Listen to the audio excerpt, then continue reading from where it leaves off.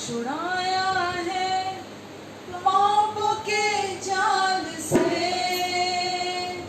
यीशु ने हमें बचाया है शैतान की चाल से। यीशु ने हमें छुड़ाया है पापों के जाल से, यीशु ने हमें बचाया है शैतान की चाल से। तो गाओ हालेलुया, तो गाओ हालेलुया, तो गाओ हालेलुया, तो गाओ हालेलुया, तो गाओ हालेलुया, तो गाओ हालेलुया,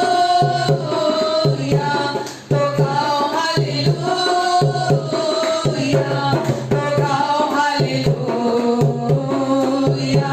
तो गाओ हालेलुया, तो गाओ हालेलुया, तो गाओ हालेलुया, तो गाओ हालेलुया, तो गाओ हालेलुया। हमने शांति पाई है यीशु के नाम से, हमने पाई है क्षमा मुक्ति शाप से, हमने शांति पाई है यीशु के नाम से, हमने पाई है क्षमा मुक्ति शाप से। तो गाओ हालेलुया, तो गाओ हालेलुया, तो गाओ हालेलुया, तो गाओ हालेलुया, तो गाओ हालेलुया, तो गाओ हालेलुया, तो गाओ हालेलुया, तो गाओ हालेलुया। अब हम ना डरेंगे, यीशु जो साथ है, शैतान से हम लड़ेंगे यीशु के नाम से। अब हम ना डरेंगे, यीशु जो साथ है, शैतान से हम लड़ेंगे यीशु के नाम से। तो गाओ हालेलुया, तो गाओ हालेलुया, तो गाओ हालेलुया, तो गाओ हालेलुया, तो गाओ हालेलुया, तो गाओ हालेलुया, तो गाओ हालेलुया, तो गाओ हालेलुया। शालोम शांति और सलाम लाए हैं आपके नाम, शालोम शांति और सलाम, ये है यीशु का पैगाम। शालोम शांति और सलाम लाए हैं आपके नाम, शालोम शांति और सलाम, ये है यीशु का पैगाम। तो गाओ हालेलुया, तो गाओ हालेलुया, तो गाओ हालेलुया, तो गाओ हालेलुया, तो गाओ हालेलुया, तो गाओ हालेलुया, तो गाओ हालेलुया, तो गाओ हालेलुया।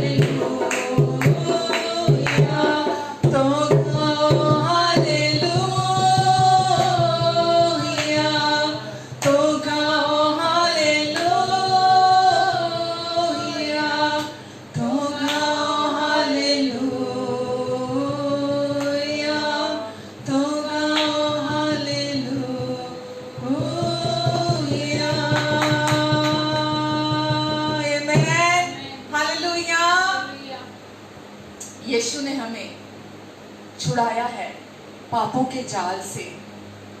यीशु ने हमें बचाया है शैतान की हर चाल से। आमीन। इसलिए तो गाओ हालेलुया। हालेलुया का अर्थ क्या है? परमेश्वर जो स्वर्ग में है, जो हमारे पिता हैं, हमारे हमारे हमारे प्रेमी पिता हैं, हम हालेलुया का अर्थ है हम अपने पिता को महिमा देते हैं। हम अपने पिता को महिमा देते हैं। हालेलुया शब्द हर भाषा में हालेलुया ही बोला जाता है। ये एक ही शब्द है हालेलुया। किसी दूसरी भाषा में इसका अनुवाद कुछ और नहीं है। हालेलुया यानी परमेश्वर की स्तुति हो, परमेश्वर की महिमा हो। आमीन। हमने शांति पाई है यीशु के नाम से। हमने पाई है शिफा। हमने पाई है शिफा, मुक्ति और श्राप, मुक्ति श्रापों से। हमने शिफा भी पाई है, शांति भी पाई है, मुक्ति भी पाई है और श्रापों से भी छुटकारा पाया है। आमीन। यीशु नाम से। हालेलुया। हर मुश्किल दे विच मेरा यीशु मेरे नाल नाल है। हर मुश्किल दे विच मेरा यीशु मेरे नाल नाल है। हर मुश्किल दे विच मेरा यीशु मेरे नाल नाल है। पाप वांगू करदा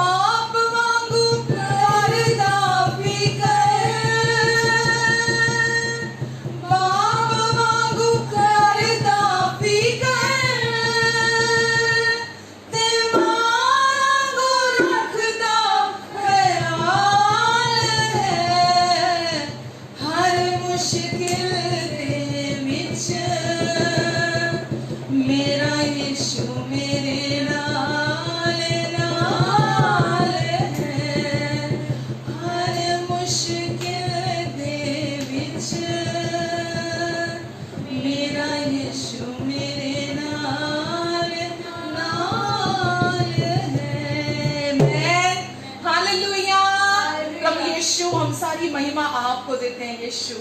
आपने हमें पाप से छुड़ाया, आपने हमें अपना जीवन दिया, आपने हमें अपनी धार्मिकता दी यीशु, आपने हमें अपने विश्राम में प्रवेश कराया यीशु, आपने हमें अपना वचन दिया यीशु, आपने हमारे अंदर आत्मा से भरा, हमें पवित्र आत्मा से भरा, आपने हमें नई जिंदगी देकर आपने धन्य कर दिया यीशु। हम महिमा देते यीशु आपको। आज हम शांति में हैं, आज हम निश्चिंत हैं, आज हम सुख में रह रहे हैं, आज हमारे दिल आनंद से भरे हुए हैं, आज हमारे जीवन में कोई कमी और घटी नहीं है यीशु, क्योंकि आप हमारे प्रभु हैं। प्रभु यीशु, हम सारी महिमा आपको देते यीशु अपने जीवन से। आज इस समय प्रभु हम इस फेलोशिप के लिए आपको धन्यवाद देते हैं, हर सुनने देखने वाले के लिए आपको धन्यवाद देते हैं प्रभु। आज आपने जिस मकसद और उद्देश्य से हमें इकट्ठा किया है, आज आप पवित्र आत्मा के द्वारा उसे पूरा करने जा रहे हैं। आप जानते हैं प्रभु हम सबकी क्या जरूरत है, हर देखने सुनने वाले की क्या जरूरत है। केवल आप प्रोवाइडर हैं, केवल आप प्रोवाइड करा सकते हैं। और आज आप जितने लोग भी आज हमें देख रहे हैं, सुन रहे हैं, अभी या बाद में भी, प्रभु आप इनकी हर जरूरत को पूरा करेंगे, आप इन्हें पूरी आज़ादी देंगे, आप इन्हें पूरा छुटकारा देंगे, क्योंकि प्रभु हम यहाँ अनुग्रह के प्रचार के लिए हैं। आज हम आपके अनुग्रह की सच्चाई के लिए यहाँ हैं। हम हर बार आपके अनुग्रह की सच्चाई को लेकर आते हैं प्रभु, आपके सुसमाचार की सच्चाई को लेकर आते हैं प्रभु। और जहाँ सुसमाचार प्रचार होता है वहाँ प्रभु यीशु आप काम करते हैं, आप साथ साथ चलते हैं प्रभु। और जहाँ आप होते हैं, जहाँ आपका आत्मा होता है, वहाँ आज़ादी होती है। और आज प्रभु आप इनके जीवनों को भरपूर करने जा रहे हैं प्रभु यीशु मसीह, क्योंकि आप इनसे बहुत प्यार करते हैं। हम सारी बातों को आपके हाथों में देते हैं प्रभु। आप मेरे जीवन से काम करेंगे, मेरे जीवन के द्वारा, मुझ में से होकर आप मेरे, जैसा आप इन्हें देखते हैं, जैसा आप इनके बारे में सोचते हैं, जैसा आप इनके बारे में राय रखते हैं, जो आपके विचार इनके प्रति है, जो आज अपने हृदय से इनके हृदय तक आज आप बात को पहुंचाना चाहते हैं, वो प्रभु आप आज मेरे जीवन से आप आज उस कार्य को पूरा करेंगे। आपका प्रेम मेरे हृदय से बहने पाए, आपकी करुणा मेरी आंखों से बहने पाए प्रभु, मेरा सर्वस्व आपकी महिमा को प्रकट करने पाए। मैं धन्यवाद देती यीशु, धन्यवाद देती प्रभु जी, धन्यवाद यीशु के नाम से, आमीन आमीन। Hallelujah hallelujah. God bless you all. और आज फिर से हम यहाँ हैं ताकि हम फिर से वचन को और अच्छे से सीखें, वचन को और अच्छे से समझें, जैसा परमेश्वर चाहते हैं हम वचन को समझें। और जैसा कि हम काफ़ी हफ्तों से जिस वचन को लेकर आ रहे हैं, जिस वचन को हम डिस्कस कर रहे हैं, उस वचन को ही हम आज कंटिन्यूटी में आगे लेके जाएंगे। और आज फिर से हम सीखेंगे कि परमेश्वर ने हमें जब प्रभु यीशु मसीह को हमारे लिए इस दुनिया में भेजा, तो यीशु के क्रूस पर जो यीशु ने कार्य पूरा किया, उस कार्य के द्वारा परमेश्वर ने हमें पूरी रीति से उस पुराने जीवन से छुटकारा दिया जो आदम से चला आ रहा था। हमें यीशु मसीह में नया जीवन दिया, हमें अपनी नई वाचा दी, और हम हर हफ्ते उस नई वाचा के विषय में सीख रहे हैं। तो मैं आप सबका स्वागत करती हूँ। और जब भी हम फेलोशिप में आते हैं तो हमेशा आप इस इरादे से आएँ कि यहाँ आपको बाइबल स्टडी मिलेगी, आपको बाइबल को और समझने का, उसमें एक्चुअली में वचन क्या है, उसकी प्योरिटी को आप इसमें सीखेंगे। तो मेरी हमेशा यही कोशिश होती है कि जब भी आप ऑनलाइन आते हैं, आप यहाँ से खाली ना जाएं। आप क्योंकि आज के समय में ऑनलाइन का एक दौर चल पड़ा है, और बहुत लोग प्रचार कर रहे हैं, और बहुत लोग ऑनलाइन आ रहे हैं, वो खुद भी नहीं जानते वो क्या बोल रहे हैं, वो खुद भी नहीं जानते वो क्या प्रचार कर रहे हैं। और हर सुनने वाला व्यक्ति, हर देखने वाला व्यक्ति उस प्रचार को जब सुनता है, जो भी प्रचारक है उसके प्रचार को, तो वो उस प्रचार को ले लेता है, क्योंकि शक की कोई गुंजाइश ही नहीं लगती उसे। उसे लगता है जो कुछ भी वो बोल रहा है परमेश्वर के वचन से बोल रहा है, वचन से परमेश्वर के बोल रहा है वो। तो एक काफ़ी लंबे समय से हम देख रहे हैं कि जो भी पुलपिट के पीछे प्रचार किया जाता है, प्रचारक प्रचार करता है, या जो भी टीवी के थ्रू हम प्रचार सुनते हैं, हमने एक ही तरीके का प्रचार बहुत लंबे समय से सुना है, इसीलिए शक की गुंजाइश नहीं आती है। इसीलिए हमें लगता है कि जो भी सामने वाला प्रचार कर रहा है वो सही प्रचार कर रहा है, वो जानता है वो क्या प्रचार कर रहा है और वो सही प्रचार कर रहा होगा। हम जिस चर्च में जाते हैं, हम उस चर्च में पास्टर को सुनते हैं क्योंकि हम बड़े लंबे समय से उस पास्टर को सुनते आ रहे हैं, तो इसलिए हमें ऐसा लगता है कि शायद हम बहुत लंबे समय से उस पास्टर को सुनते आ रहे हैं, तो वो जानता है वो क्या बोल रहा है, वो जानता हो वो क्या बोल रहा है, उसको पता है वो क्या बोल रहा है, और हम जो कुछ भी वो बोलते हैं हम उनके उन बातों पर विश्वास कर लेते हैं।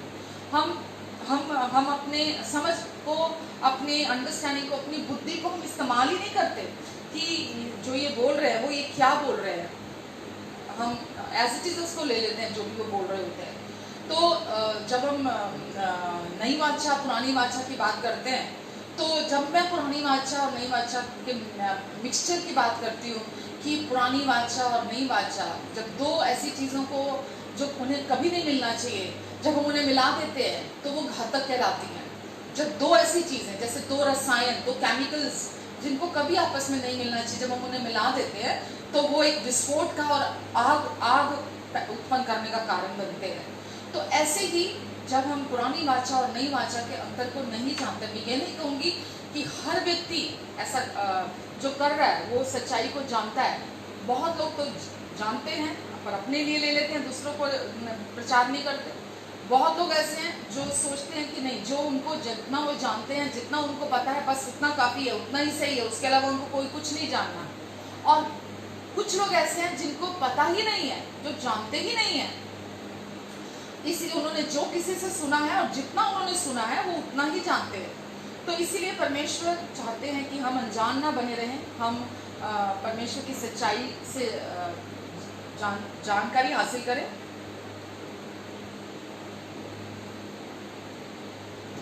प्रभु यीशु मसीह ने कहा, चोर आता है चोरी करने, घात करने, हत्या करने, नाश करने, लेकिन मैं आया तुम्हें जीवन देने और बहुतायत का जीवन देने के लिए। तो प्रभु यीशु मसीह आए आपको, मुझे, पूरे संसार को, पूरे जगत को, पूरी दुनिया को, हर मानव को, हर व्यक्ति को प्रभु यीशु मसीह आए। इसीलिए आए प्रभु यीशु मसीह। मैं हर बार कहती हूँ, प्रभु यीशु मसीह किसी धर्म की स्थापना करने के लिए, किसी नए पंथ की स्थापना करने के लिए, कोई नया गुरु बनकर, कोई नए धर्म गुरु बनकर नहीं आए। प्रभु यीशु मसीह कोई नए प्रॉफिट बनकर नहीं आए। प्रभु यीशु मसीह आए ताकि पूरी मानव जाति जीवन को पाए, हर व्यक्ति जीवन को पाए, और केवल जीवन नहीं, बहुतायत का जीवन पाए। पर क्या आज हम बॉडी ऑफ क्राइस्ट में, आज हम चर्च में, आज हम मसीह की देह में, हम क्या लोगों को देखते हैं कि क्या वो सचमुच में जीवन को पाए हुए हैं? क्या वो सचमुच में जीवन का वचन सुन रहे हैं? क्या पुलपिट से जो व्यक्ति प्रचार कर रहा है वो जीवन का प्रचार कर रहा है? क्या पुलपिट से जो व्यक्ति चर्च में प्रचार कर रहा है, क्या वो जो प्रभु यीशु मसीह हमें बनाने के लिए आए, जो नई पहचान दी प्रभु यीशु मसीह ने हमें क्रूस पर अपनी मृत्यु के द्वारा, क्या चर्च में उसका प्रचार हो रहा है? उस नई जो हम बन चुके हैं, जो हमें प्रभु यीशु मसीह ने बना दिया है, क्या उसका प्रचार हो रहा है? तो कुछ भी जो आप कभी भी किस टीवी में देखते हैं, किसी भी प्रचारक, चाहे वो कोई भी नाम हो, कोई भी प्रचारक हो, मैं नहीं जानती कौन हो, लेकिन कोई भी नाम हो, मैं बार बार कहती हूँ कि कितनी भी बड़ी उसका ओहदा हो, कितनी भी बड़ी ऊंची सीट हो, उसकी कुर्सी हो, उसकी कितने भी ऊंचे पे वो बैठा हुआ हो, आपको वचन, अगर वो जो प्रचार कर रहा है वो आपको जीवन का प्रचार नहीं कर रहा है, यीशु के जीवन का, और वो आपको यीशु ने अब क्या बना दिया, आपकी नई पहचान क्या है, अगर वो आपको उसका प्रचार नहीं कर रहा तो वो प्रचार धर्म का प्रचार है, वो केवल धर्म का प्रचार कर रहा है, वो क्रिश्चियन रिलीजन, चर्च की संस्कृति, चर्च का अपना प्रचार है, वो बाइबल का प्रचार नहीं है। मैं चाहे आप नए व्यक्ति हों चाहे पुराने व्यक्ति हों, मैं ये जानती हूँ कि प्रभु यीशु मसीह जब आपके लिए आए, अपनी जान दी उन्होंने आकर क्रूस पर, तो मैं ये जानती हूँ कि अगर अभी तक आपने प्रभु यीशु मसीह के को अपना प्रभु और उद्धारकर्ता स्वीकार नहीं किया, उससे पहले ही आपको ये सच्चाई पता हो, ताकि जब कभी भी आप प्रभु को अपना उद्धारकर्ता स्वीकार करते हैं और आप अपनी उस मसीह जीवन की चाल को चलना शुरू करते हैं, तो जब आप कभी भी किसी चर्च में जाते हैं, किसी भी जो भी आपके एरिया की है, तो आप जब उस चर्च में जाएं तो आप उस चर्च में अगर पुलपिट पे जो भी पादरी खड़े हैं, पासवान खड़े हैं, पास्टर खड़े हैं, या जो भी लीडर खड़े हैं, या वर्शिपर खड़े हैं, या जो कोई भी खड़े हैं, जब आप उस चर्च में जाते हैं, अटेंड करते हैं उस चर्च को, अगर उस चर्च के अंदर जीवन का प्रचार नहीं हो रहा, यीशु के जीवन का, और अगर उस चर्च में आप पर दोष लगाया जा रहा है, आपको जाकर वहाँ पर आपके पापों का एहसास कराया जा रहा है कि आप कितने गंदे हैं, आप कितने बुरे हैं, आप कैसे पापी हैं, आप कमज़ोर हैं, अगर आपको वो प्रचार किया जा रहा है बजाय इसके कि अभी आपकी मसीह में क्या नई पहचान है उसके, तो वो जगह आपके लिए नहीं है। उससे बेहतर ये है कि आप घर बैठ जाएं, आप चर्च ना जाएं, उससे बेहतर ये है। तो जब कोई व्यक्ति यीशु को नहीं जानता, तो वो जिस भी धर्म से बिलोंग करता है, तो वो कहीं भी जा रहा है, हम उसके बारे में तो कुछ नहीं कर सकते, लेकिन जब कोई व्यक्ति प्रभु यीशु मसीह के पास आ रहा है, यीशु ने तो आकर छुटकारा दिया, प्रभु यीशु ने तो आकर जीवन दिया, प्रभु यीशु मसीह ने आकर पापों से छुटकारा दिया, प्रभु यीशु मसीह ने आकर अपने क्रूस पर पूरा हुए कार्य के द्वारा हमें अपना जीवन और धार्मिकता दे दी, प्रभु यीशु मसीह ने आकर अपना काम पूरा किया आपके लिए, क्योंकि आप उनके लिए बहुत इंपॉर्टेंट है, आप उनके लिए बहुत बहुमूल्य हैं, क्योंकि आप उनके लिए उनकी दृष्टि में खूबसूरत हैं, आप उनकी दृष्टि में अनमोल हैं। तो प्रभु यीशु मसीह ने इस समय जो भी आपका नाम है, जो भी आप देख रहे हैं, प्रभु यीशु मसीह ने आपके पापों के लिए पूरी कीमत चुकाई है, आपके सभी पापों की पूरी कीमत चुकाई है। जो भी पाप आपने किए, अंधकार में किए, गुप्त में किए, छिपकर किए, छत पर किए, कहीं कमरे में बंद में किए, आपने किधर भी आपने किए, आपके जैसे भी पाप थे, प्रभु यीशु मसीह ने आपके सभी पापों की कीमत पूरी चुका दी है। आमीन।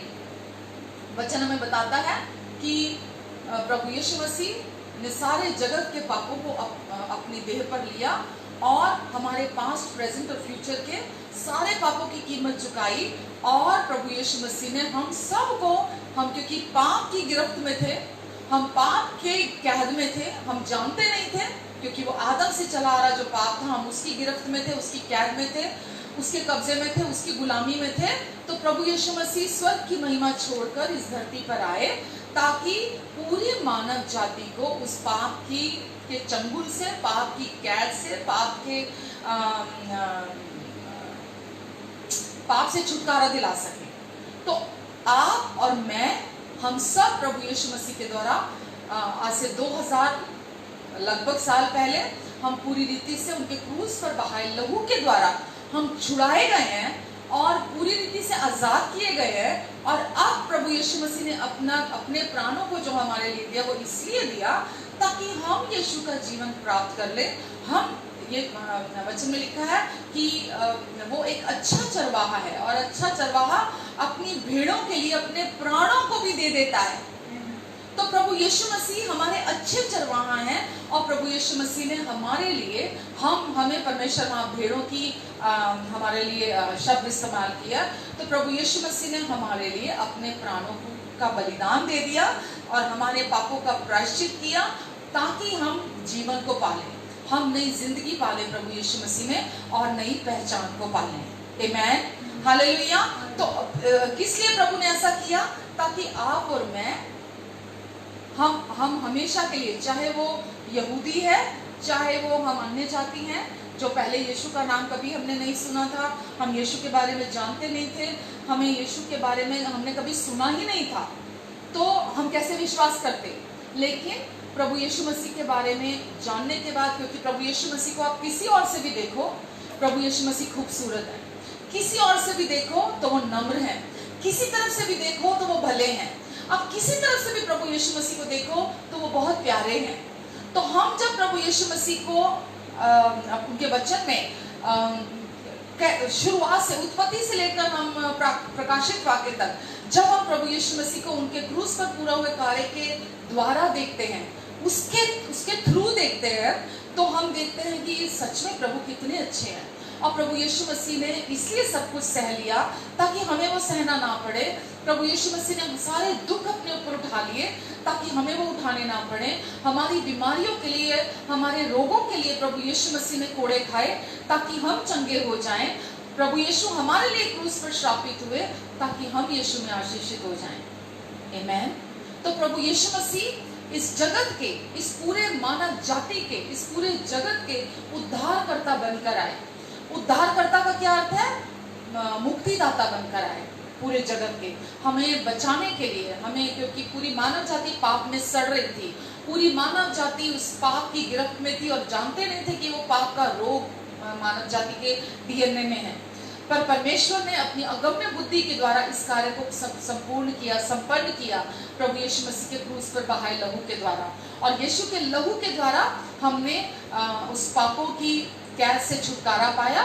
और कैसे हम प्रभु यीशु मसीह की धार्मिकता को, उनके जीवन को अपने हृदय में रिसीव करते हैं? केवल विश्वास करने के द्वारा। जब हम प्रभु यीशु मसीह के पूरा हुए कार्य पर विश्वास करते हैं कि प्रभु यीशु मसीह ने मेरे पापों की कीमत चुका दी और क्रूस पर, और मुझे अपनी धार्मिकता उन्होंने उपलब्ध करा दी, मुझे गिफ्ट में दे दी है, तो हम परमेश्वर के उस पूरा हुए कार्य को, उस मुक्ति के कार्य को, उस उद्धार के काम को हम अपने जीवन में रिसीव करते हैं। और हम इस धरती पर भरपूरी का, संपन्नता का, सफलता का, चंगाई का और आशीषों का सुंदर जीवन हम जीते हैं इस धरती पर। तो जो कोई व्यक्ति भी, जैसे हमने अभी पिछले 4 महीनों में देखा, जो पैंडेमिक पूरे वर्ल्ड में था और जो चारों तरफ लोग डरे हुए थे, चिंता में थे, घबराए हुए थे, परेशान थे और उनको समझ में नहीं आ रहा था कि क्या करें। पर वो लोग जो पहले से इस बात को जानते हैं, इस सच्चाई को जानते हैं कि प्रभु यीशु मसीह ने इस महामारी की भी कीमत क्रूस पर पूरी चुका दी है। प्रभु यीशु मसीह ने हर बीमारी, हर महामारी की कीमत क्रूस पर पूरी चुका दी है। केवल इस कोविड-19 की नहीं, आगे भी समयों में जो भी कोई महामारी आ सकती है, हाँ, जो भी कोई, हम जिनका अभी नाम भी नहीं जानते हैं, हमें जिसकी नॉलेज भी नहीं है, अभी कोई व्यक्ति नहीं जानता कि कौन सी महामारी आगे फ्यूचर में आ सकती है। प्रभु यीशु मसीह ने उन सारी बीमारियां, महामारियां, जो कोई भी है, उन सब के लिए भी क्रूस पर पूरी कीमत चुकाई है। आमेन। और वचन में लिखा है कि कोई भी महामारी, जो भी महामारी है, वो तुझे उससे बचाएगा, तेरी उससे रक्षा करेगा। तो कोई भी महामारी आ जाए, टीवी न्यूज़ चैनल कोई भी कुछ भी बोले, कहीं कुछ भी आपको सुनने को मिल जाए, हम ये जानते क्योंकि यीशु का जीवन अब हमारे अंदर है। मसीह यीशु अब हमारा जीवन है, वो हमारी जिंदगी है, हमारा जीवन यीशु में छिपा हुआ है। अब हमारी पहचान यीशु मसीह के साथ है, हम उनके साथ एक हो चुके हैं। तो अब कोई भी महामारी, कोई बीमारी, कोई रोग, कोई डिप्रेशन, कोई भी कमी, कोई भी घटी, कोई भी चीज आपको आपके डेरे के निकट नहीं आएगी, आपको छू नहीं सकती है। और आप निश्चिंत होकर अपने घरों में रह सकते हैं क्योंकि प्रभु यीशु मसीह ने क्रूस पर जो काम पूरा किया, लोग समझ नहीं पाते हैं कि यीशु ने क्रूस पर क्या पूरा किया। प्रभु यीशु मसीह ने जो डिवाइन एक्सचेंज किया पूरी मानव जाति के लिए, हमारे सारे पापों को, अपने वचन में लिखा है कि जो पाप से अज्ञात था, परमेश्वर ने उसे ही हमारे लिए पाप ठहराया और हमारे ताकि हम उसमें होकर परमेश्वर की धार्मिकता बन जाएं। तो हम सब के पाप जो भी थे वो प्रभु यीशु मसीह पर डाल दिए गए ताकि हम प्रभु यीशु मसीह की धार्मिकता बन जाएं। तो ये डिवाइन एक्सचेंज जो परमेश्वर ने हमारे ऊपर किया, अब आप परमेश्वर का घर हैं, परमेश्वर आपके दिल में रहते हैं, तो कोई भी रोग, बीमारी, कीटाणु, वायरस, कोई भी चीज जो इस संसार में आती है, वो आपको किसी रीति से कोई हानि नहीं पहुंचा सकती है। आमेन, हालेलुया। मैंने पहले भी शायद ये स्टोरी आपके साथ शेयर की थी कि एक परमेश्वर के जन थे और वो एक कंट्री में किसी में जाते हैं, तो वो वहाँ पर बहुत बड़ी महामारी होती है और वो वहाँ होते हैं, वहाँ मिनिस्ट्री के लिए गए होते हैं। तो वहाँ पर कुछ और लोग आते हैं, मिशनरी आते हैं वहाँ पर, और वो आकर देखते हैं कि वहाँ पर इतनी ज़बरदस्त महामारी फैली हुई है और ये ऐसे ही बिना किसी कवरिंग के, बिना किसी प्रिकॉशंस के ये यहाँ सेवा कर रहे हैं। जैसा परमेश्वर ने उनको गाइड किया होगा, लीड किया होगा। मैं ये नहीं कह रही कि अब अगर कोई महामारी बाहर है तो हम प्रिकॉशंस नहीं लें, हम अपना ध्यान ना रखें। हमें पूरा अपना ध्यान रखना है। आपको जैसे मास्क पहनने की ज़रूरत है, जैसे सैनिटाइजर यूज़ करने की ज़रूरत है, आपको वो सब करने की ज़रूरत है। लेकिन मैं आपको ये टेस्टिमनी आपको इनकरेज करने के लिए बता रही हूँ कि क्योंकि उनके अंदर उस समय विश्वास जैसा काम कर रहा था, जैसे परमेश्वर उनको गाइड कर रहे थे, लीड कर रहे थे, तो वो मिशनरी जो आई टीम, उन्होंने आकर बोला कि तुम कैसे इस महामारी के बीच में काम कर रहे हो, क्योंकि ये तो डेडली है, मतलब इससे कोई बच नहीं सकता, जो भी इसके संपर्क में आता है वो मर जाता है। तो उन्होंने बोला कि जैसा मैं अभी बता रही हूँ आपको कि अब हमारे अंदर प्रभु यीशु मसीह का जीवन है। अब हम उस नई वाचा जो विश्वास पर आधारित है, अब हम उस नई वाचा के अधीन है और अब हमारे अंदर किसी प्रकार का कोई डर नहीं है। यीशु ने बोला मैं तुम्हें कभी नहीं छोड़ूंगा, कभी नहीं त्यागूंगा, अब मैं हमेशा तुम्हारे साथ रहूंगा। यीशु अब हमारा जीवन है, यीशु अब हमारे साथ है, यीशु हमारे अंदर है। तो उन्होंने जैसा उनका विश्वास उस समय कार्य कर रहा था, उन्होंने बोला कि ठीक है, जो भी इसके बीमारी के वायरस हैं, तुम उनको मेरे हाथ पे रखो और माइक्रोस्कोप के नीचे हाथ मैं रखूंगा, तो देखना कि उन कीटाणुओं को क्या हुआ। तो उन्होंने कहा ठीक है। तो उन्होंने उस बीमारी के कीटाणुओं को अपने हाथ पर रखवाया और माइक्रोस्कोप के नीचे जब रखा हाथ, तो देखा कि वो जो बीमारी के कीटाणु थे वो मरते जा रहे हैं, उनके हाथ के ऊपर वो मरते जा रहे हैं। वो बीमारी के कीटाणु वहां जिंदा नहीं रह पाए, वो मरते जा रहे हैं। और वो ये चीज देखकर हैरान हो गए कि किसी दूसरे व्यक्ति के शरीर को जब वो कीटाणु छूते हैं तो वो कीटाणु, मुर्दा कीटाणु जिंदा हो जाते हैं। लेकिन जब कोई विश्वासी जो ये जानता है कि अब वो मसीह यीशु में कौन है, जो ये जानता है कि अब मसीह का जीवन उसके अंदर है, जो ये जानता है कि अब वो परमेश्वर की धार्मिकता है, और जो ये जानता है कि अब परमेश्वर उसकी ओर है, परमेश्वर उसके विरोध में नहीं है, वो व्यक्ति को कोई बीमारी, कोई वायरस, कोई कीटाणु छू नहीं सकता, क्योंकि वो अपनी नई पहचान को अब जानता है। आमेन। तो आज जब हम विश्वास करते हैं, जब हम चारों तरफ सुनते हैं कि कोई व्यक्ति अब यीशु पर विश्वास करने लगा है, अरे क्रिश्चियन बन गया तू, अरे अपने धर्म को छोड़ दिया, अरे अपने धर्म को छोड़कर उस तरफ निकल गया, अरे क्या बंदा है तू यार, तेरे को तो नर्क में भी जगह नहीं मिलेगी, तूने ये क्या कर लिया। शैतान की हर जगह यही स्टेटमेंट है। शैतान किसी के भी जुबान को इस्तेमाल करता, किसी के लिए भी ये, आप किधर भी सुन लो, आप किधर भी, आप किसी भी और धर्म के फॉलोअर बन जाओ तो कोई आपके अगेंस्ट नहीं आएगा, पर जब आप सच्चाई के पीछे आने लगेंगे तो शैतान के कान खड़े हो जाते हैं और शैतान उसी समय किसी भी व्यक्ति को इस्तेमाल करेगा ताकि वो आपको पीछे कर ले। क्यों? क्योंकि वो जानता है कि ये व्यक्ति ने जब सच्चाई को सुना, जाना, विश्वास करने लगेगा तो ये मेरे हाथों से, मेरी गिरफ्त से निकल जाएगा। मैं इस व्यक्ति को अपने झूठ में फंसा के रख नहीं पाऊंगा, मैं इस व्यक्ति को धोखे में फंसा के रख नहीं पाऊंगा। आमेन, हालेलुया। तो शैतान का काम क्या है कि वो आपको कर्म कांडों में फंसा के रखना चाहता है, वो आपको किसी भी रिलीजन में फंसा के रखना चाहता है, किसी भी धर्म में फंसा के रखना चाहता है। वो नहीं चाहता कि आप आजादी पाएं, छुटकारा पाएं। और जब आप क्रिश्चियनिटी में आ जाते हैं, जब आप प्रभु यीशु मसीह के ऊपर विश्वास करने लगते हैं, तो वो इतना ट्रिकी है, वो आपको क्रिश्चियन धर्म में फंसा के रख देता है। वो आपको वहां नए रीतियां, नई विधियां, नए नियम, व्यवस्था, जो मूसा के द्वारा आई थी, वो आपको उसमें फंसा के रख देता है ताकि आप पूरी आज़ादी का, पूरे छुटकारे का, आपको जो यीशु देने के लिए आए थे, आप उसमें ना चल सको। आप केवल जो चर्च का कल्चर है, जो उन्होंने उन्होंने अपने हिसाब से विधियां, नियम बनाए हैं। जब मैं व्यवस्था शब्द का इस्तेमाल करती हूँ तो व्यवस्था का अर्थ है मनुष्य की कोशिशें, व्यवस्था का अर्थ है मनुष्य के नियम, व्यवस्था का अर्थ है मनुष्य की विधियां, जो मनुष्य अपने कोशिशों से करने की कोशिश करता है, अपनी कोशिशें करता है परमेश्वर को खुश करने की।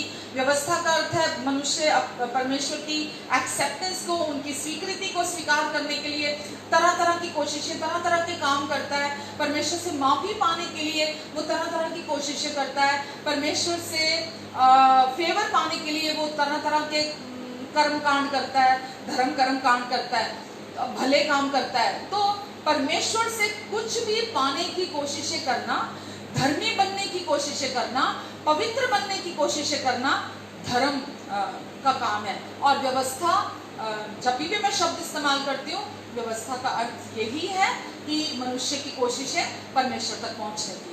तो परमेश्वर कभी नहीं चाहते कि मनुष्य कर्म कांडों में फंसा रहे।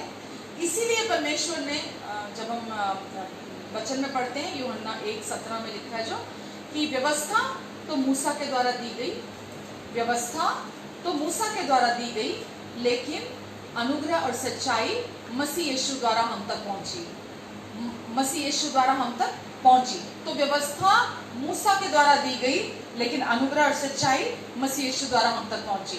तो व्यवस्था, वहां लिखा है व्यवस्था, वहां व्यवस्थाएं नहीं लिखा, मूसा की व्यवस्थाएं नहीं लिखा, वहां मूसा की व्यवस्था लिखा है। और लिखा है कि अनुग्रह और सच्चाई मसीह यीशु द्वारा हम तक पहुंची। तो जब आप वचन देखते हैं,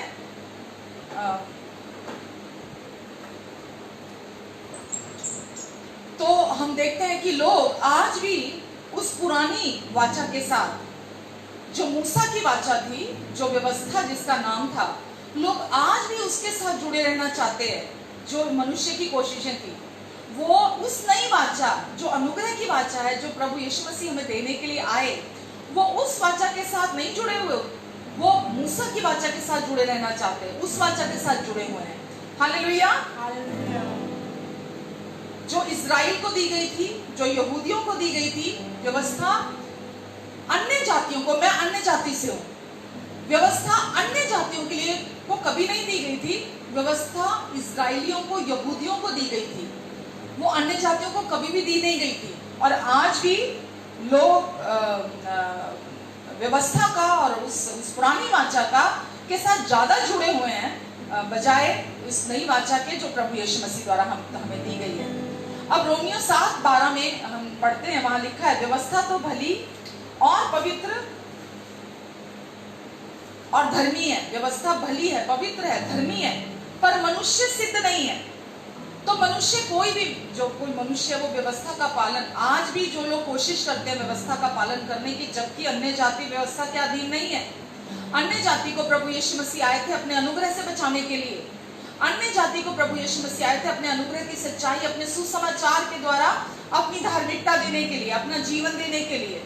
तो अन्य जाति, आप अगर अन्य जाति हैं, मैं अन्य जाति से हूं, मैं कभी भी व्यवस्था के अधीन नहीं थी, क्योंकि व्यवस्था अन्य जातियों को कभी भी दी नहीं गई थी। व्यवस्था केवल इजराइलियों को दी गई थी। व्यवस्था कभी भी मनुष्य को बदल नहीं सकती थी।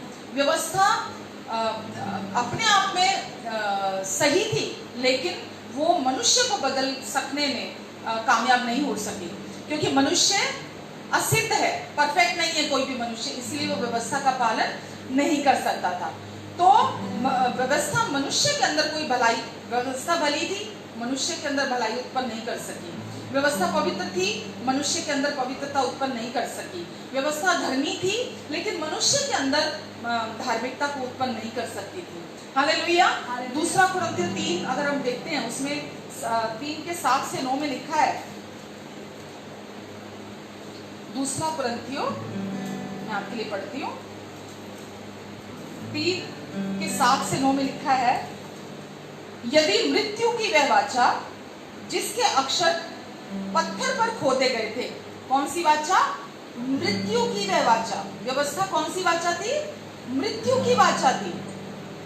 अर्थात यदि मृत्यु की वह वाचा जिसके अक्षर पत्थरों पर खोदे गए थे, यहां तक तेजो में हुई, मृत्यु की वो वाचा भी तेजो में वाचा थी।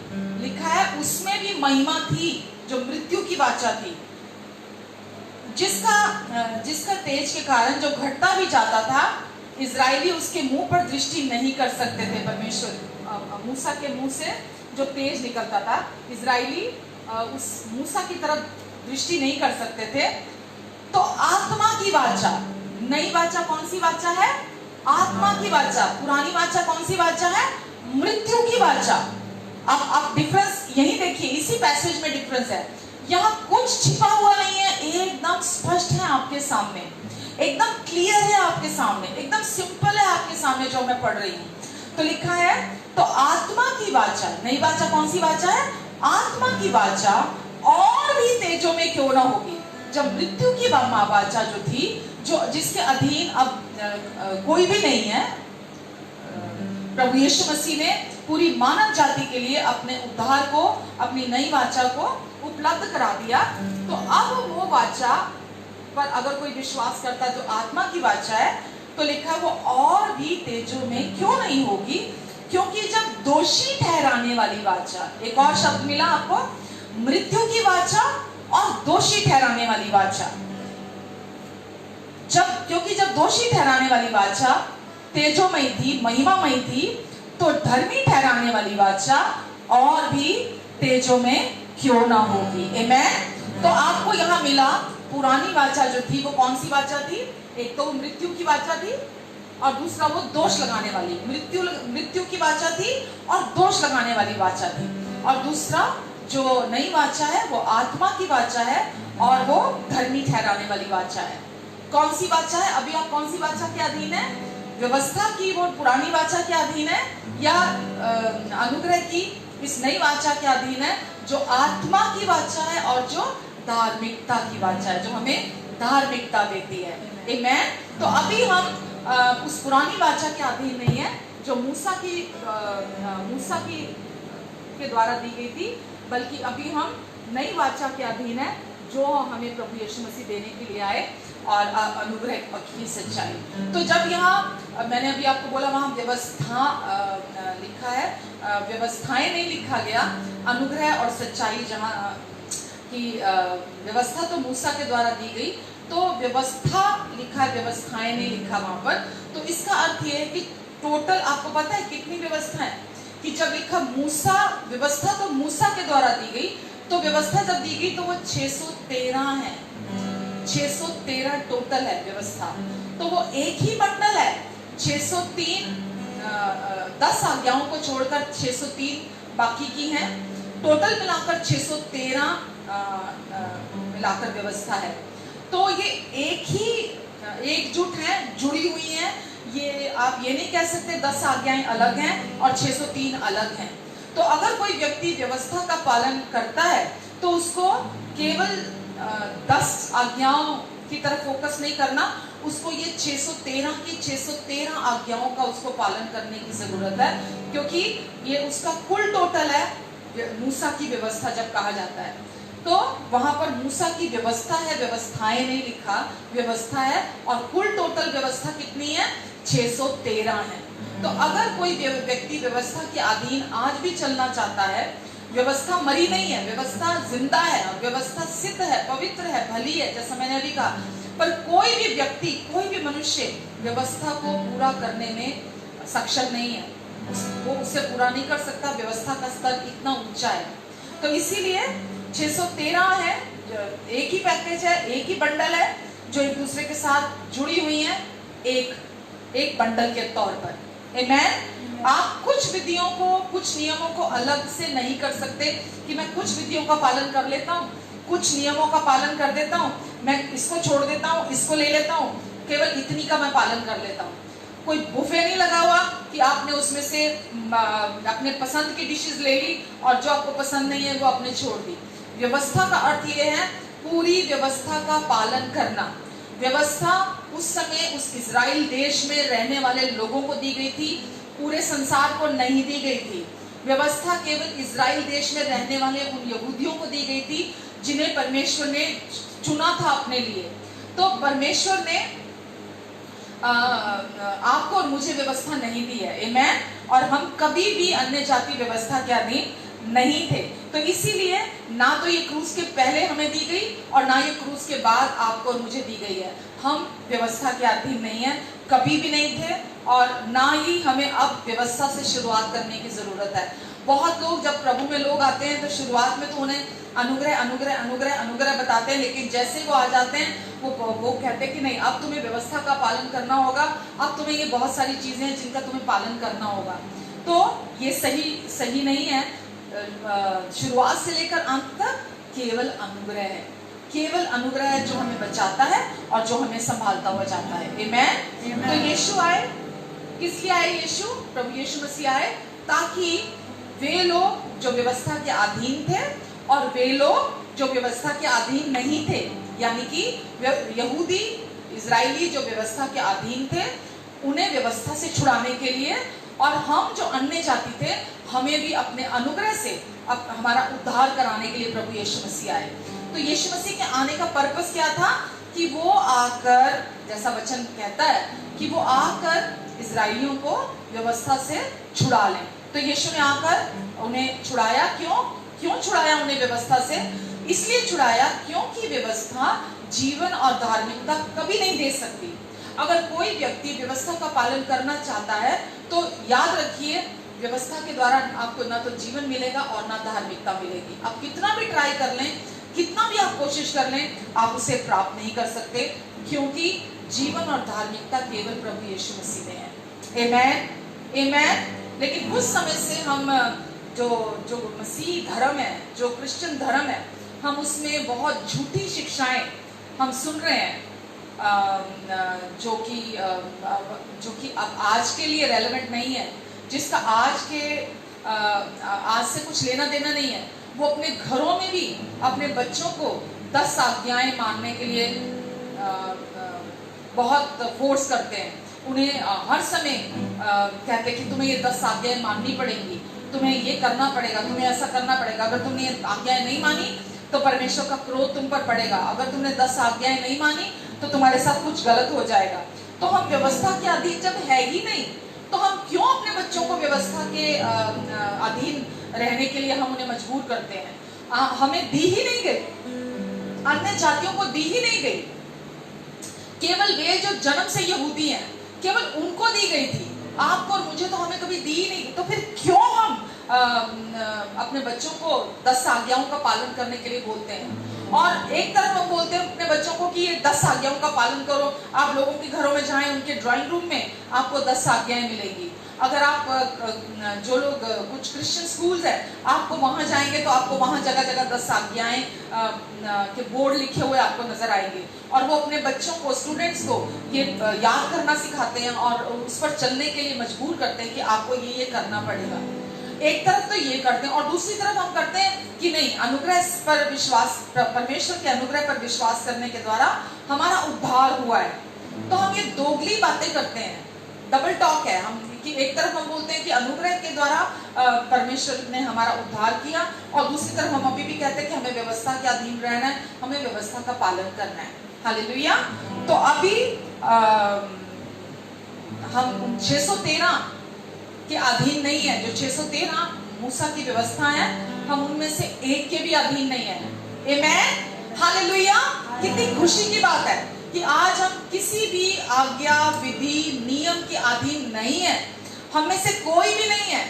और अगर कोई पुलपिट के पीछे से आज भी ये प्रचार कर रहा है, और अगर टीवी में अगर आप सुनते हैं, कोई भी आपको ये प्रचार कर रहा है कि आपका ये भाग है, आपको ये करने की जरूरत है, अभी भी आपका भाग बाकी है, अभी भी आपको ये आज्ञा पालन करना है, अभी भी आपको ये करना है, तो ये फॉल्स टीचिंग है, ये सही नहीं है।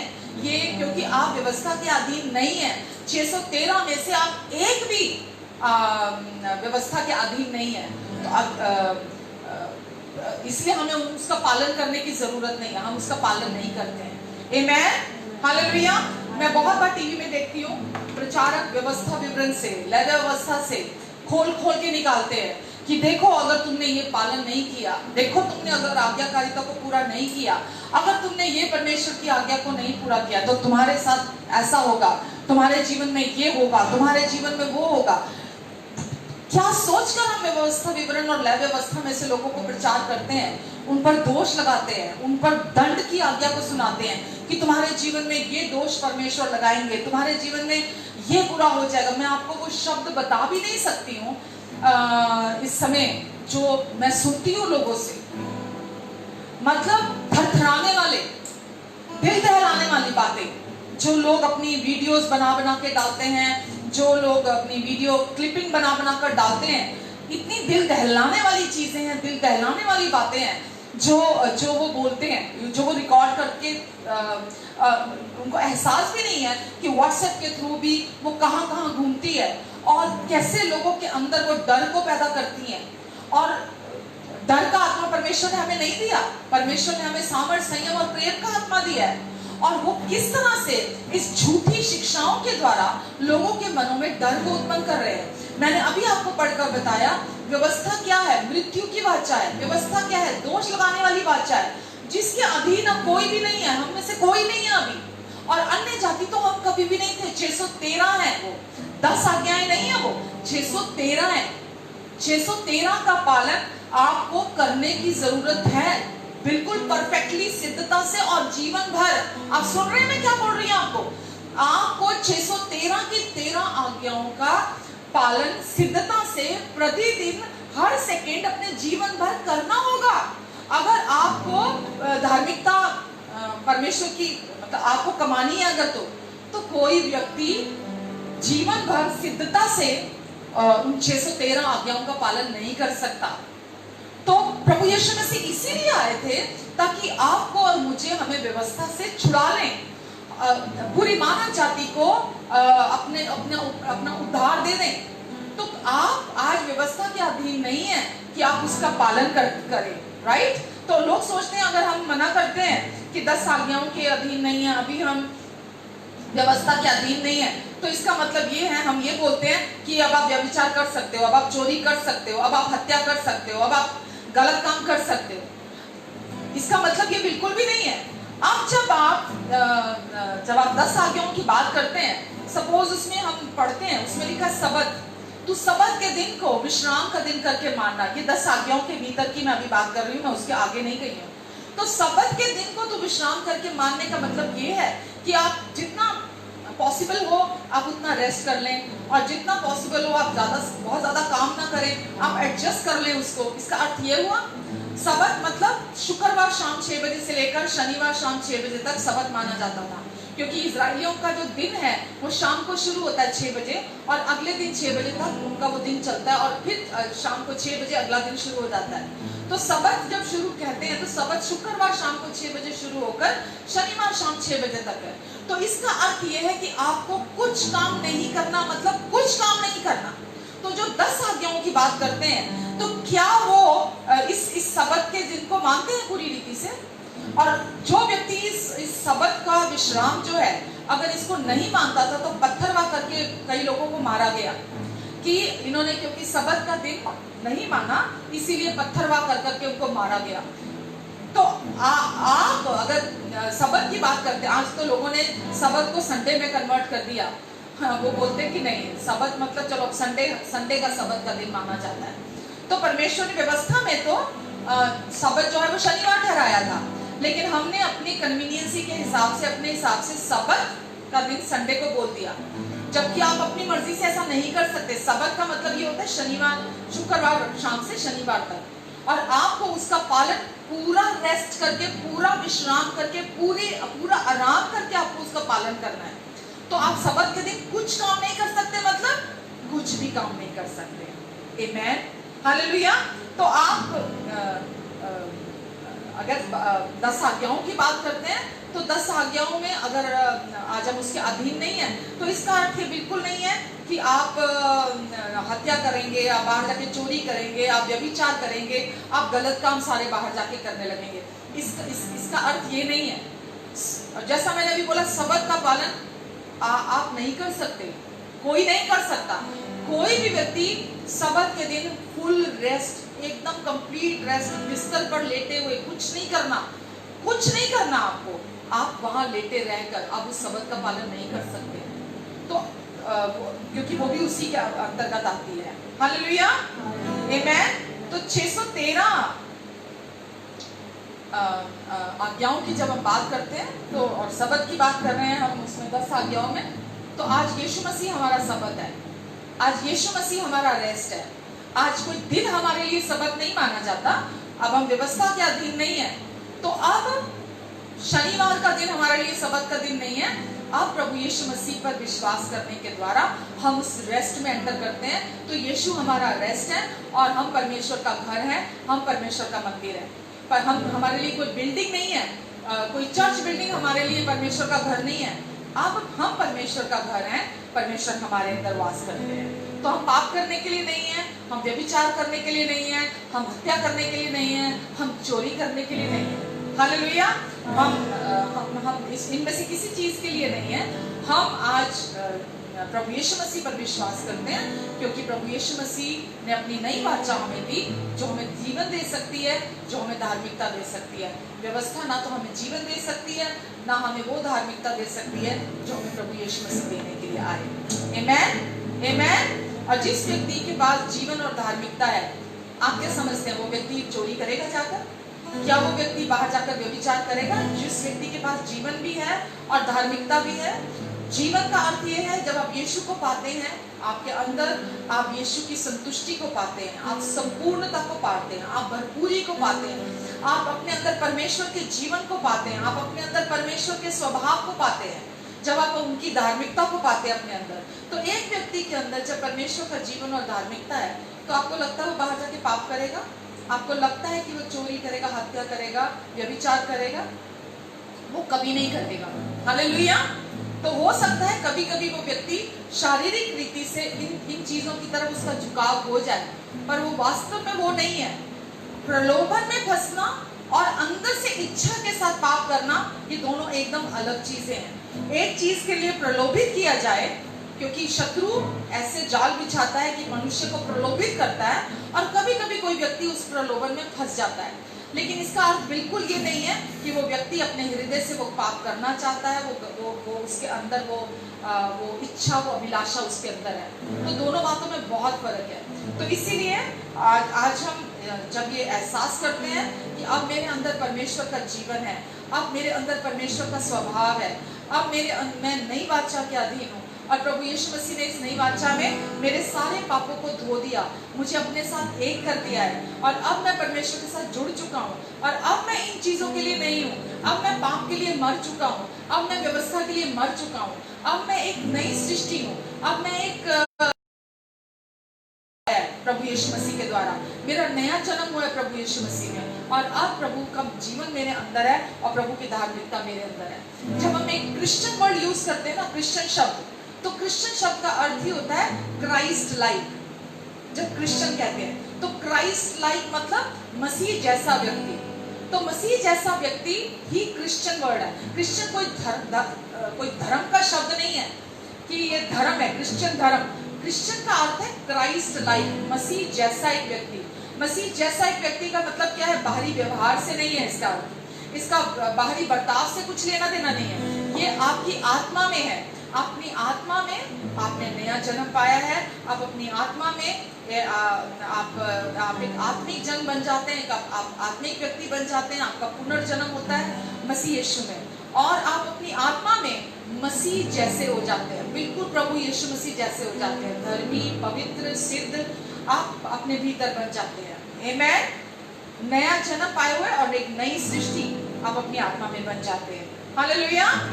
तो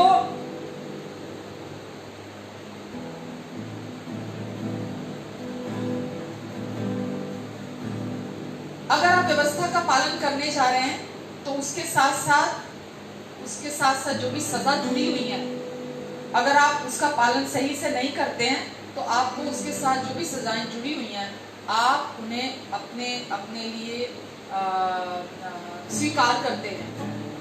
जैसा लिखा कि अगर तू अपने माता पिता का आदर करना, अगर कोई अपने माता पिता का आदर नहीं करेगा तो उस पर पत्थरबाग कर करके उसे मार दिया जाए। तो अगर आप चर्च में व्यवस्था का प्रचार कर रहे हैं कि आपको अपने माता पिता का आदर करना है, 10 आज्ञाओं में भी लिखा है जो, तो आप अगर अपने माता पिता का आदर नहीं करते तो उसके साथ क्या जुड़ी है? मृत्युदंड। अगर आप भले दिन देखना चाहते हैं, अगर आप अपने माता पिता का आदर नहीं करते हैं, वहां लिखा है, तो अगर आप अपने माता पिता का आदर नहीं करेंगे तो पत्थरबाग कर करके मार दिया जाए ऐसे बच्चे को जो अपने माता पिता का आदर नहीं करता।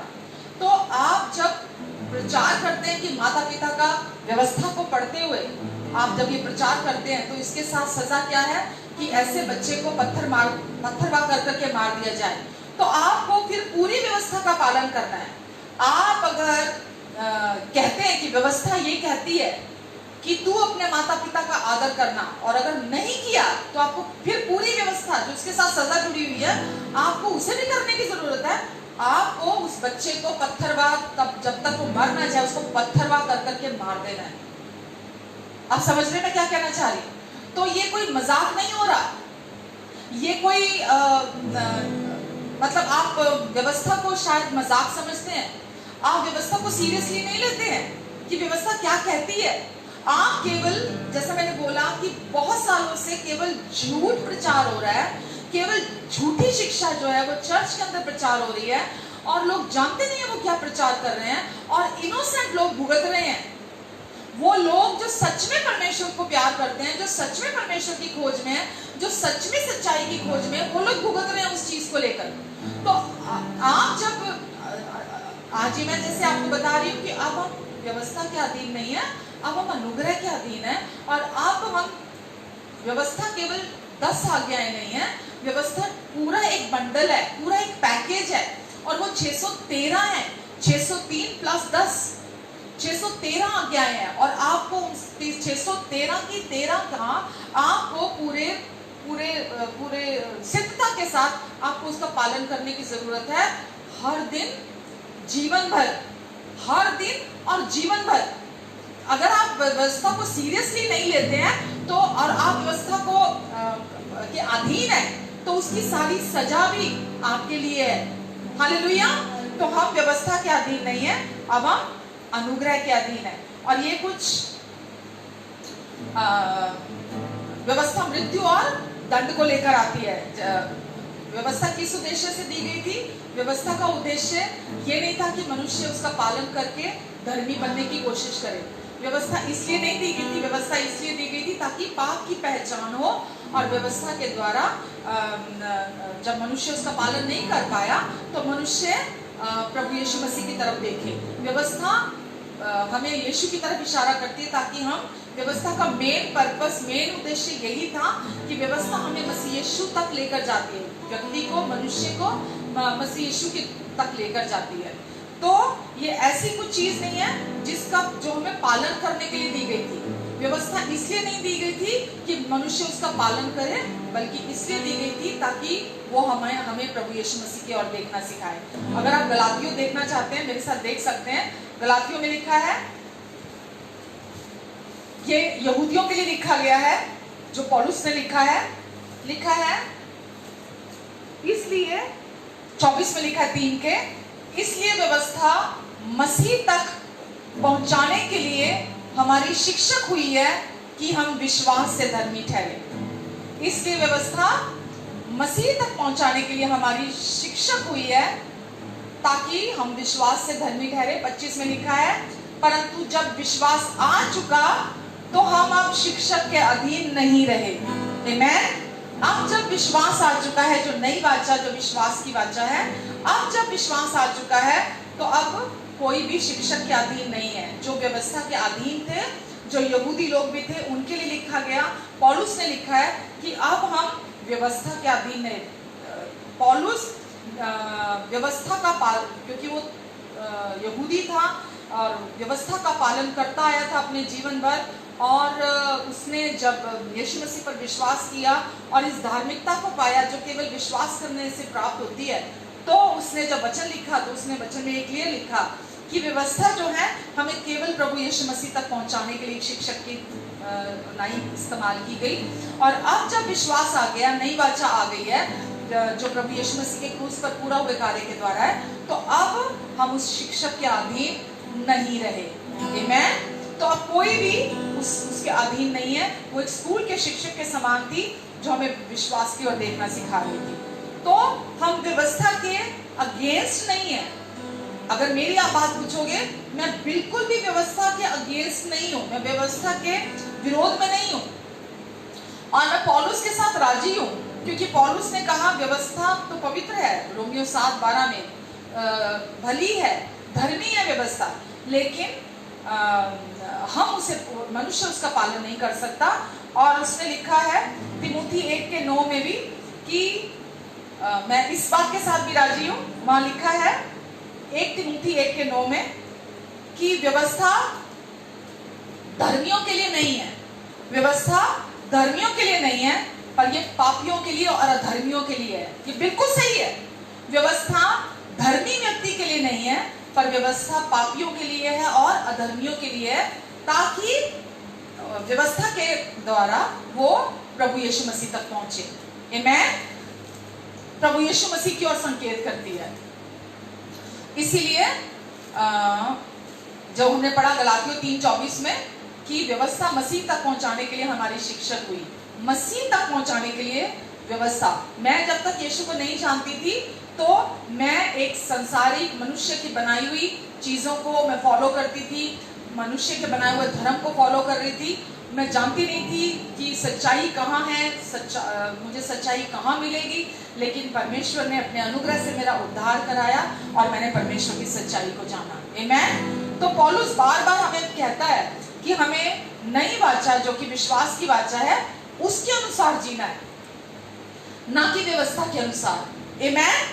तो पौलुस यहाँ क्या कह रहा है कि अब हमें विश्वास के द्वारा धर्मी ठहरे हैं, और नई वाचा जो विश्वास की वाचा है, अब हमें उस नई वाचा के अनुसार जीना है, ना कि व्यवस्था के अनुसार जीना है। आमीन। लेकिन विश्वास के साथ जीना, अगर कोई व्यक्ति विश्वास के द्वारा जीता है तो इसका मतलब ये नहीं है कि वो व्यवस्था के अगेंस्ट है या एंटी लॉ है। वो व्यक्ति विश्वास का जो जीवन विश्वास का जीवन जी रहा है मसीह यीशु मसीह के द्वारा, और ऐसा व्यक्ति ही विश्वास के द्वारा व्यवस्था को स्थापित करता है और ऊंचा उठाता है। ऐसा कैसे कह सकती हूँ मैं कि जो व्यक्ति विश्वास के द्वारा जीता है वो व्यवस्था को ऊंचा उठाता है और वो व्यवस्था को स्थापित करता है। हालेलुया। क्योंकि प्रभु यीशु मसीह पर विश्वास करने के द्वारा जिन्होंने प्रभु यीशु मसीह ने व्यवस्था को सिद्धता से पूरा किया, और अगर मैं आज प्रभु यीशु मसीह के क्रूस पर पूरा हुए कार्य पर विश्वास करती हूँ तो मैं ये जानती हूँ कि प्रभु यीशु मसीह ने व्यवस्था को मेरे लिए सिद्धता से क्रूस पर पूरा किया है। इस वजह से जब मैं प्रभु यीशु मसीह के साथ राजी होती हूँ कि प्रभु यीशु मसीह ने व्यवस्था को सिद्धता से क्रूस पर अपने पूरा हुए कार्य के द्वारा पूरा किया और मुझे धर्मी ठहरा दिया है, अब मुझे धर्मी बना दिया है, तो मैं क्या करती हूँ, मैं व्यवस्था को स्थापित करती हूँ और व्यवस्था को ऊंचा उठाती हूँ। हालेलुया। और व्यवस्था इस तब तक के लिए जब तक मनुष्य यीशु मसीह को नहीं जानता और यीशु मसीह के पास नहीं आता, उस धार्मिकता को ग्रहण नहीं कर लेता जो प्रभु यीशु मसीह ने हमें उपलब्ध कराई है, और हम विश्वास से धर्मी ठहराए जाते हैं। आमीन। तो अब विश्वास आ चुका है, इसलिए अब हमें शिक्षक की जरूरत नहीं है, क्योंकि अब विश्वास आ चुका है, इसीलिए अब हमें विश्वास के द्वारा परमेश्वर की धार्मिकता को अपने जीवन में रिसीव करना है। आमीन। वे लोग जो व्यवस्था पालन पर जोर देते हैं, वे लोग जो प्रदर्शन पर भरोसा रखते हैं, वो उनसे नफरत करते हैं जो लोग अनुग्रह पर विश्वास करते हैं, जो अनुग्रह के द्वारा जीवन जीते हैं। ये बिल्कुल सच है कि जो लोग प्रचार करते हैं कि आज भी व्यवस्था आज के लिए भी है, और जो लोग आज भी प्रदर्शन पर विश्वास करते हैं वो उन लोगों से बहुत नफरत करते हैं जो अनुग्रह का प्रचार करते हैं, और जो अनुग्रह का प्रचार करते हैं और जो अनुग्रह के द्वारा अपना जीवन जीते हैं। हालेलुया। लेकिन वास्तविकता ये है कि हम लोग जो अनुग्रह के द्वारा जीवन जीते हैं, केवल हम लोग 100% व्यवस्था का पालन करते हैं। सुन रहे हैं आप? केवल हम लोग 100% व्यवस्था का पालन करते हैं। क्यों?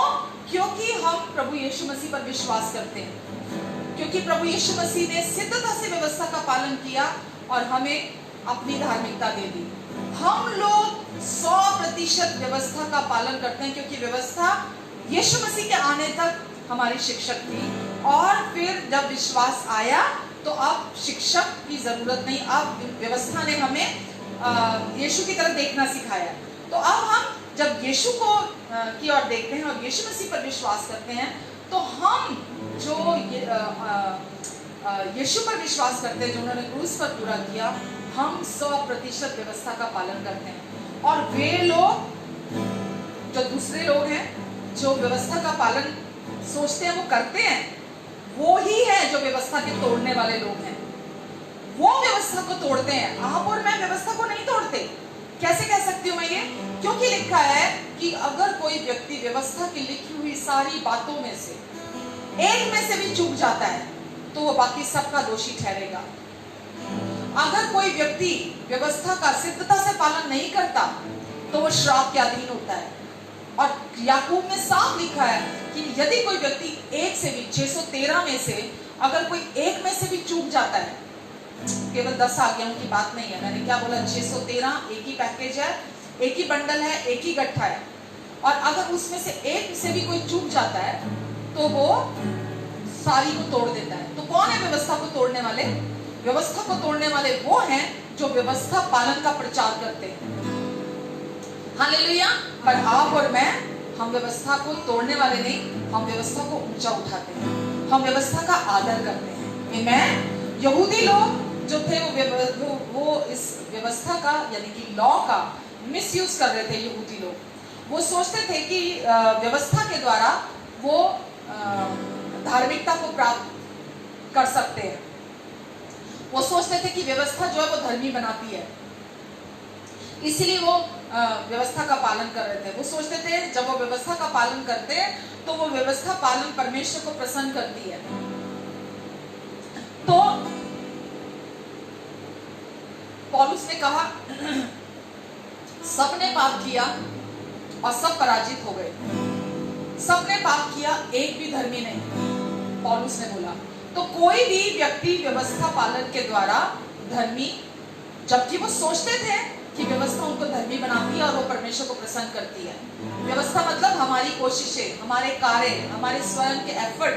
हम ये सोचते हैं हमारे स्वयं के कार्य, कोशिश, हमारे एफर्ट परमेश्वर को प्रसन्न करते हैं। हमारी स्वयं की कोशिशें हमें धर्मी बनाती हैं, लेकिन ये सही नहीं है। हमारे स्वयं के काम, हमारे स्वयं की कोशिशें हमें धर्मी नहीं बनाती और ना ये परमेश्वर को प्रसन्न करती है। क्योंकि वचन में लिखा है तेरे धर्म के काम, परमेश्वर ने बोला, मेरे सामने मैले फटे चित्रों के समान है। तो परमेश्वर व्यवस्था को उन्होंने प्रभु यीशु मसीह के द्वारा क्रूस पर पूरी तरह से पूरा कर दिया, और अब परमेश्वर व्यवस्था के द्वारा प्रसन्न नहीं होते। और मैं बार बार कहूंगी, व्यवस्था ना तो जीवन देती है और ना धार्मिकता देती है। यानी कि हमारे कार्य, हमारी कोशिशें, हमारे एफर्ट ना तो हमें जीवन देते हैं और ना हमें परमेश्वर की धार्मिकता। यहाँ तक कि जो व्यवस्था से प्यार करने वाले यहूदी थे, व्यवस्था उनको भी धर्मी नहीं बना सकती। जो व्यवस्था से प्रेम करने वाले, प्यार करने वाले लोग हैं, क्योंकि व्यवस्था हमें पाप के प्रति जागरूक बनाती है। व्यवस्था के द्वारा पाप की पहचान होती है, और परमेश्वर चाहते थे कि हर व्यक्ति सेंत मेंत में अनुग्रह के द्वारा धर्मी ठहराया जाए। आमीन। हर व्यक्ति मुफ्त में धर्मी ठहराया जाए। हालेलुया। आमीन। तो यदि आप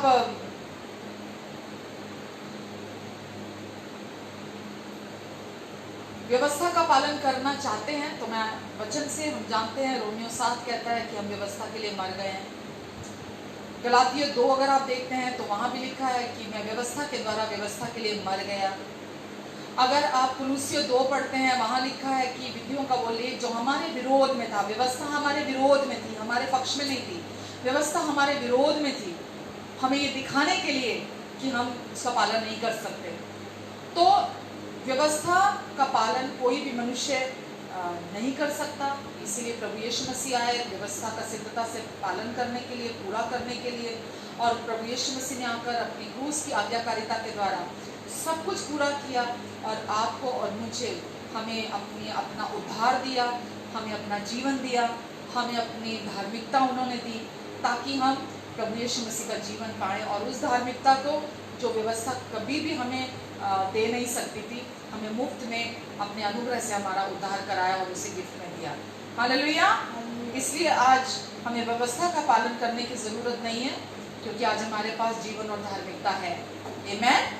व्यवस्था के द्वारा जीवन और धार्मिकता की कोशिशें बंद करें, क्योंकि आज यीशु का जीवन और यीशु की धार्मिकता हमारे पास है। हमारे पास पवित्र आत्मा है और ये पूरी रीति से नया मार्ग है, अलग मार्ग है, जो व्यवस्था के अधीन नहीं है। आमीन। ये एकदम नया मार्ग परमेश्वर ने हमें दिया है। तो आज हम पुरानी व्यवस्था की वाचा के अधीन नहीं, आज हम अनुग्रह की नई वाचा के अधीन है। अन्य जातियां कभी भी व्यवस्था के अधीन नहीं थी, मैं कभी भी व्यवस्था के अधीन नहीं थी, लेकिन परमेश्वर ने अपने दया से, अपनी करुणा से, अपनी सहनशीलता से हम सबको उन्होंने एक कर दिया, हम सबको उन्होंने बचा लिया, हमें नाश होने नहीं दिया। तो यहाँ पर जब हम क्रिश्चियन वर्ड बोलते हैं तो ये कोई धर्म नहीं है, जब हम क्रिश्चियनिटी बोलते हैं ये कोई धर्म नहीं है, ये परमेश्वर का प्रेम, परमेश्वर का अनुग्रह है, जिसके द्वारा वो आपको और मुझे बचाना चाहते हैं और मुफ्त में गिफ्ट देकर, अपने अनुग्रह का गिफ्ट देकर हमें वो पूरी रीति से अपना जीवन देकर छुड़ाना चाहते हैं, हमें अपने प्यार से भरना चाहते हैं, हमें अपना आत्मा देना चाहते हैं, अपना पवित्र आत्मा देना चाहते हैं, ताकि हम उनके आत्मा के चलाए से चले। व्यवस्था बाहरी बदलाव ला सकती थी, मनुष्य के भीतर कोई काम नहीं कर सकती थी। व्यवस्था का कार्य था केवल मनुष्य के बाहर से मॉडिफिकेशन, उसके बाहरी व्यवहार में कार्य करना। मनुष्य अंदर से कभी भी बदल नहीं सकता था, वो अंदर से जीवन नहीं दे सकती थी व्यवस्था। तो इसीलिए प्रभु यीशु मसीह आए ताकि हम जीवन पाएं, और केवल जीवन नहीं, बहुतायत का जीवन पाएं। हमारे हृदय में काम किया उन्होंने और हमें अपना जीवन दिया और अपनी धार्मिकता, अपनी पहचान का, नई पहचान का गिफ्ट दिया, ताकि हम उस नई पहचान में चले। आमीन। तो याद रखिएगा कि आज पुलपिट के पीछे अगर कोई व्यवस्था का जो पुरानी वाचा है, अगर कोई उसका प्रचार कर रहा है, अभी भी आपको 10 आज्ञाओं का पालन करना है, अभी भी आपको ये करना है, अभी भी आपको वो करना है, तो वो फॉल्स टीचिंग है, वो झूठी शिक्षा है। हम उसके अधीन नहीं हैं, हम कभी भी नहीं थे, ना क्रूस से पहले ना क्रूस के बाद में। हम अन्य जाति, हम कभी भी उसके अधीन नहीं थे। तो जब हम उसके अधीन नहीं है तो हम 613 की 13 से आजाद है। हालेलुया। और पवित्र आत्मा आज हमें दिया गया है ताकि परमेश्वर का आत्मा हमें चलाए। आमीन। तो कितनी आनंद देने वाली बात है, कितनी खुशी की बात है। प्रभु यीशु मसीह से कोई कैसे प्यार ना करे, क्योंकि यीशु ने ये रास्ता तैयार किया, ये उत्तम नया मार्ग, नई प्रॉमिसेस, नई प्रतिज्ञाओं के साथ सब कुछ उत्तम हमारे लिए दिया। और आज प्रभु यीशु मसीह हमारे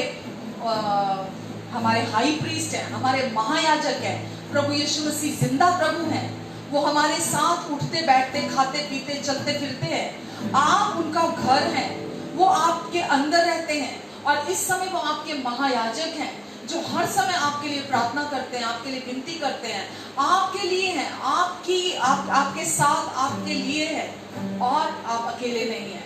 मैं बहुत कुछ चाहती हूँ कि आप सीखें और बहुत कुछ बताना चाहती हूँ, ताकि आप इस नए मार्ग में चले, जो व्यवस्था का मार्ग नहीं, जो नई वाचा का मार्ग है।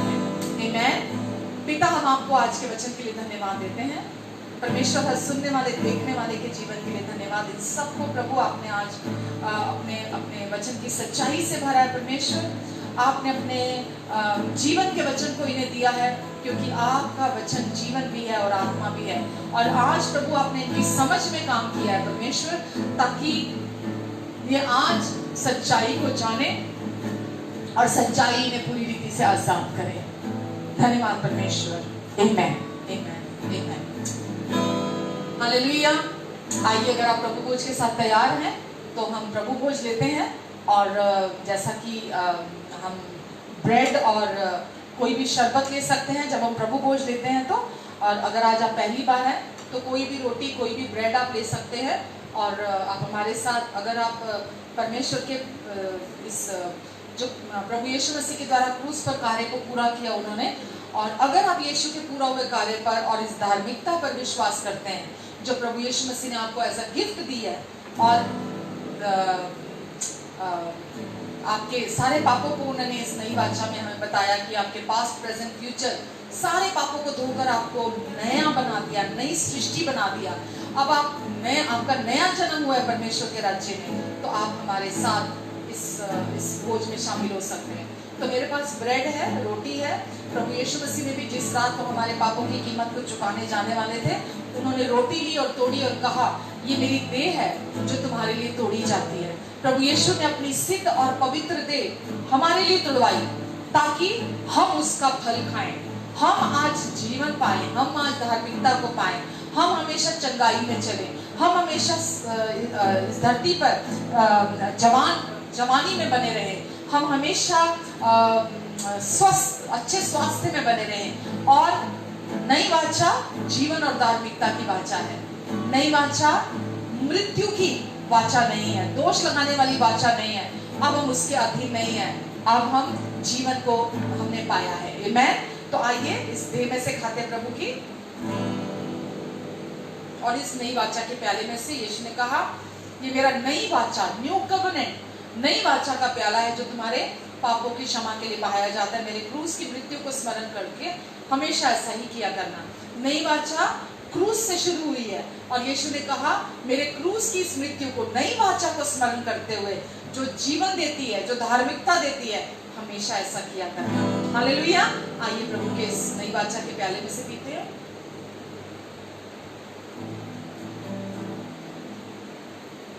अगर कोई बीमार अभी तक था, अगर आपने प्रभु भोज लिया है तो सब कुछ फेल हो सकता है, प्रभु का वचन फेल नहीं हो सकता। आज जब आपने विश्वास से प्रभु भोज लिया है, कितनी भी पुरानी बीमारी क्यों ना हो, कैसे भी आपके बॉडी में दर्द के, रोग के, बीमारी के चिन्ह, लक्षण क्यों ना हो, सिम्टम क्यों ना हो, वो वहां बने नहीं रह सकते, क्योंकि आपने परमेश्वर के उस कार्य पर विश्वास किया है जो आपको धर्मी बनाता है, जो आपको सदा के लिए आशीषों के नीचे लाके रख देता है, जो आपको संपूर्ण बनाता है, जो आपको संतुष्टि देता है, जो आपको भरपूरी देता है, जो आपको चंगाई देता है, आमेन, जो आपको शांति देता है, जो आपको अच्छा स्वास्थ्य देता है। यीशु के नाम से परमेश्वर, मैं इन सब के जीवन में आपके छुटकारे की घोषणा करती हूँ। मैं इन सब के जीवन में आपकी शांति की घोषणा करती हूँ। मैं इन सब के जीवन में आपके फेवर की घोषणा करती हूँ। मैं इन सब के जीवन में आपके क्रूस पर पूरा हुए कार्य की घोषणा करती हूँ। मैं इन सब के शरीरों के ऊपर आपकी चंगाई की घोषणा करती हूँ। यीशु मसीह के नाम से इसी घड़ी चंगा हो जाए, हर शरीर चंगा हो जाए यीशु मसीह के नाम से। प्रभु, मैं इन सब के जीवन पर आपके क्रूस पर पूरा हुए कार्य की और आपकी महिमा की घोषणा करती हूँ यीशु के नाम से। इन सब के जीवन में मैं आपकी महिमा को रिसीव करती हूँ और हम इन सब के जीवन से आपकी महिमा को देखने जा रहे हैं यीशु के नाम से। आमीन, आमीन, आमीन। हालेलुया। आइए अब मैं आप सबके लिए प्रार्थना करती हूँ, और अगर आप भी मेरे साथ राजी होते हैं तो ये पूरा सप्ताह परमेश्वर आपको संभाल के रखेंगे। पिता, मैं हर सुनने देखने वाले को आज आपके फिर से अनुग्रहकारी हाथों में देती हूँ। आप अपना अनुग्रहकारी हाथ इन सब पर बनाकर रखेंगे, इन सब के मुख पर अपने मुख के तेज को चमकाएंगे, इनके आने और जाने पर आप अपनी आशीष को ठहराएंगे। ये जहाँ कहीं भी जाएंगे, पवित्र आत्मा जी आप इन्हें गाइड करेंगे, लीड करेंगे, डायरेक्ट करेंगे। अब क्योंकि आप इनके अंदर हैं, इन्हें कोई चिंता करने की जरूरत नहीं है, इन्हें किसी व्यवस्था की जरूरत नहीं है। आप इन्हें चलाएंगे, आप इन्हें चलाएंगे। परमेश्वर, आप चाहते हैं यीशु के पूरा हुए कार्य में रेस्ट करें, विश्राम करें, ताकि आप इनके अंदर से कार्य कर सकें। प्रभु, आप इन्हें हर दुष्ट के झूठ से और हर उसके धोखेबाजी से आप इन्हें बचा कर रखेंगे यीशु मसीह के नाम से। इनके निकट 1000 दाहिने 10,000 गिरे, लेकिन वो दुष्ट इनके पास आने नहीं पाएगा और ये अपनी दृष्टि से दुष्टों के अंत को देखेंगे। कोई भी दुख इनके डेरे के निकट नहीं आएगा, क्योंकि यीशु अब ये आपका घर है। प्रभु, आप इन्हें बचाकर और संभाल कर रखेंगे। इन्हें किसी भी परीक्षा में पढ़ने से आप बचाएंगे और अपनी महिमा को इनके जीवन से प्रकट करेंगे।